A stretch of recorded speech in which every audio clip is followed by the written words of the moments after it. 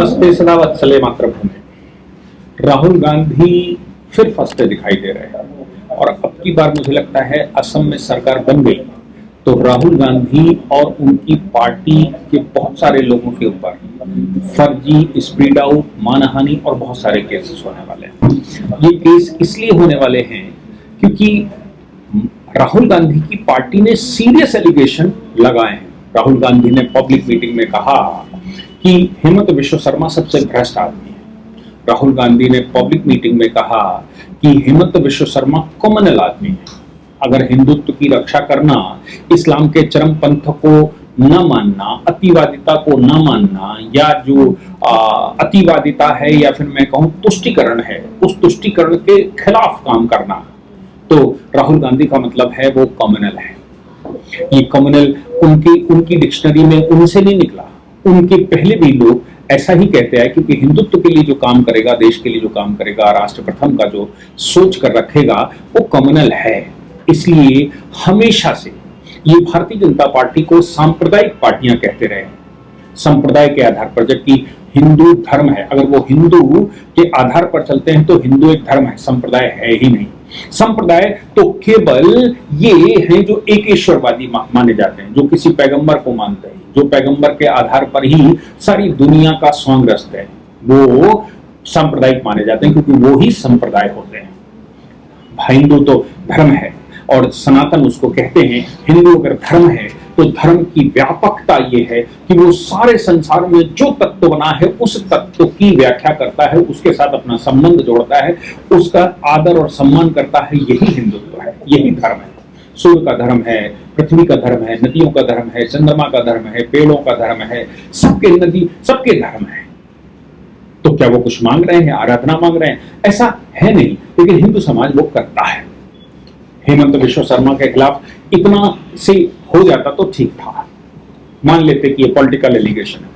लेकिन पवन खेड़ा और गौरव गोगोई ने दो प्रेस कॉन्फ्रेंस की। एक प्रेस कॉन्फ्रेंस उन्होंने दिल्ली में की और दूसरी उन्होंने असम में की।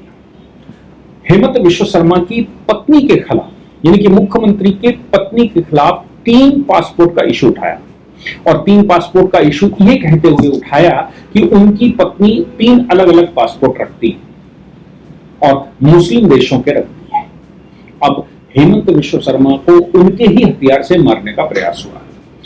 भारतीय जनता पार्टी के हथियार या भारतीय जनता पार्टी का जो हिंदुत्व है, उस हिंदुत्व पे ही ये सब करने का प्रयास हुआ। अब सवाल ये पैदा होता है कि अगर हिंदुत्व पर यह सब करने का प्रयास हुआ तो कैसे इससे निपटा जाए।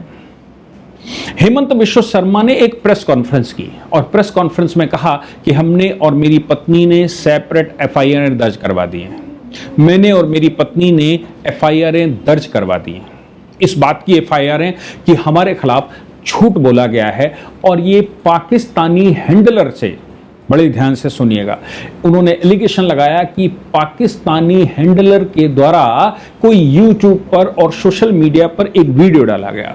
उस वीडियो में ओरिजिनल पासपोर्ट दिखाया गया, फिर उसकी एआई कॉपी बनाई गई और एआई कॉपी अलग अलग देशों के नाम से बनाई गई और फिर वो एआई कॉपी इन लोगों ने दिखाई है, जबकि ऐसा कोई ओरिजिनल है ही नहीं। विदेश मंत्रालय भी इसमें इंप्लीड हुआ था, इसके अंदर गृह मंत्रालय भी इंप्लीड हुआ था। उन्होंने भी अपनी सूचना क्लैरिफिकेशन दिया है कि ऐसा कोई पासपोर्ट हेमंत विश्व शर्मा की पत्नी को नहीं इशू किए गए हैं, उनका केवल एक ही पासपोर्ट इशू किया गया है। अब इन बातों को लेकर जब दुबई सरकार या वहां की सरकार से पूछा गया, उन्होंने भी क्लैरिफिकेशन दे दिया, नहीं सब झूठ है। इसका मतलब यह हो गया कि सारे एविडेंसेस सामने आ गए कि ये सब झूठ है। अब ये सब झूठ है तो फिर सच क्या है? सच के लिए तो एफआईआर दर्ज हुई है, असम पुलिस पर एफआईआर के यहाँ एफआईआर दर्ज हुई है। राहुल गांधी इस प्रकार के एलिगेशन और कांग्रेस इस प्रकार का झूठ, कांग्रेस ने भी वही शस्त्र अपनाया है क्योंकि वो सब इलेक्ट्रॉनिक वोटिंग मशीन को लेकर थक गए, फिर एसआईआर को लेकर थक गए, फिर चुनाव आयोग को लेकर थक गए, फिर उसके बाद वोट चोरी का मामला उठा लिया, SC ST OBC मामला उठा लिया, रिजर्वेशन का मामला उठा लिया। क्या मामला नहीं उठाया? राहुल गांधी ने हर बार एक नया मामला ट्राई किया, राफेल के मामले से लेकर डिफेंस तक और नीचे तक, पाकिस्तान पर स्ट्राइक, पुलवामा हमला, पठानकोट का हमला और इसके अतिरिक्त सारे सब पर राहुल गांधी ने सब कुछ करके देख लिया। CAA पर कर देख लिया, किसान पर करके देख लिया, लेकिन जेन ज़ी उनके साथ तैयार नहीं हुआ। उनके लिए जेन ज़ी ने कभी कोई आलोचना तक नहीं की, क्योंकि जेन ज़ी तो इस समय मोदी जी के साथ है। जेन ज़ी भारत के डेवलपमेंट को देख रहा है, जेन ज़ी अपने करियर को देख रहा है, जेन ज़ी भारत के भविष्य को देख रहा है। अगर भारत का भविष्य अंधकारमय होता तो जेन ज़ी निश्चित रूप से उनके साथ खड़ा होता। भारत की सरकार उनकी पार्टी की तरह करप्ट होती तो जेन ज़ी कब हुआ था? जेन ज़ी अन्ना हजारे के आंदोलन में निकला था। जेन ज़ी पूरे देश में आंदोलन कर रहा था। उस जेन ज़ी का ही प्रोडक्ट एक करप्ट पॉलिटिशियन केजरीवाल भी निकला था। आप सोच लीजिए कि जेन ज़ी का मूड क्या था। जेन ज़ी ने ही मोदी की सरकार बनाई थी। ऐसी परिस्थिति में जेन ज़ी को दोबारा खड़ा करना, ये दुनिया भर के झूठ बोलकर खड़ा करना, ये उनके खिलाफ ही जा रहा है। कांग्रेस ने जो हथियार अपना रखा है, या कांग्रेस ने जो हथियार सिद्ध करने की कोशिश की है केजरीवाल वाला, कि झूठ बोलो और सरकार बनाओ, जितना झूठ बोल सकते हैं उतनी सरकार अच्छी बनेगी। केजरीवाल अब निकलते नहीं बच पा रहे हैं। केजरीवाल का पूरा करियर मुझे लगता है कि अब जेलों की सलाखों के पीछे ही कटने वाला है। वो जीवन भर सिर्फ कोर्ट केसेस से बच जाएं, यही उनकी उपलब्धि होगी। धन उन जो इकट्ठा उकट्ठा कर लिया होगा विदेशी बैंकों शैंकों में, जहां कहीं भी हवाला करके, वो अलग बात है, वो ही उनके पास रह जाएगा। लेकिन वो लालू प्रसाद की तरह है, जेलों के चक्कर लगाते लगाते ही बुढ़ापा काट जाएंगे। कांग्रेस भी उसी शस्त्र को अपना रही है, उसी हथियार पर चल रही है।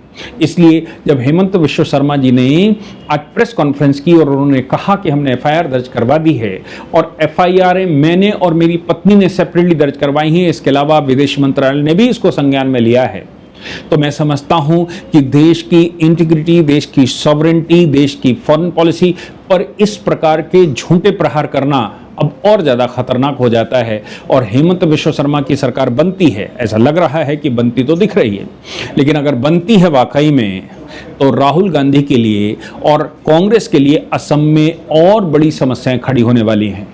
पवन खेड़ा के खिलाफ FIR हुई है, गौरव गोगोई के खिलाफ FIR नाम दर्ज हुई है, और मजे की बात है कि फिर उन्होंने जाकर असम में प्रेस कॉन्फ्रेंस की, यानी कि असमिया भाषा में भी प्रेस कॉन्फ्रेंस की।